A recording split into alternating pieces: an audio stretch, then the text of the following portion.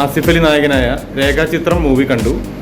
Parallel history എന്ന് പറയുന്ന ഒരു ട്രീറ്റ്മെൻ്റ് ആണ് ഈ പടത്തിൽ ഇവർ സ്ക്രീൻ പ്ലേയിൽ ചെയ്തിരിക്കുന്നത്. കാരണം ഇതൊരു സിമ്പിളായിട്ട് പതുക്കെ പതുക്കെ ബിൽഡ് ചെയ്ത് സ്ലോ ആയിട്ട് കഥ പറഞ്ഞു പോകുന്ന, എന്നാൽ നമ്മളെ പ്രേക്ഷകനെ ഒരിക്കലും ബോറടിപ്പിക്കാത്ത രീതിയിൽ എൻഗേജ് ചെയ്യിപ്പിച്ച് കൊണ്ടുപോകുന്നൊരു സിനിമയായിട്ടാണ് എനിക്ക് തോന്നിയത്. അതായത് നമ്മൾ ഒരിക്കലും വിശ്വസിക്കാത്ത അല്ലെങ്കിൽ ചിന്തിക്കാത്ത ഒരു കാര്യം നമ്മളെ കൊണ്ട് വിശ്വസിപ്പിക്കുകയാണ്. അതാണ് ഇതിൻ്റെ ഒരു സംഭവമായിട്ട് എനിക്ക് തോന്നിയത്. പിന്നെ ഇതിൻ്റെ ക്യാമറ ആയാലും BGM, വിഷ്വൽസ്, പിന്നെ മ്യൂസിക് എല്ലാം വളരെ നൈസായിരുന്നു.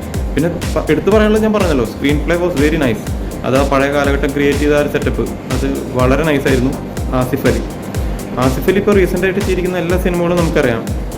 തലവനായിക്കോട്ടെ, മറ്റേ കിഷ്കിണ്ടാകണ്ടായിക്കോട്ടെ, പുള്ളിയുടെ സെലക്ഷൻ വളരെ നൈസാണ്. ഇപ്പോൾ വളരെ സെലക്റ്റീവായിട്ടാണ് പുള്ളി കഥകളൊക്കെ തിരഞ്ഞെടുക്കുന്നത്. പിന്നെ പറയാനുള്ളത് അനശ്വര രാജിനെ കുറിച്ചാണ്. വളരെ നൈസായിട്ടാണ് ചെയ്തിരിക്കുന്നത്.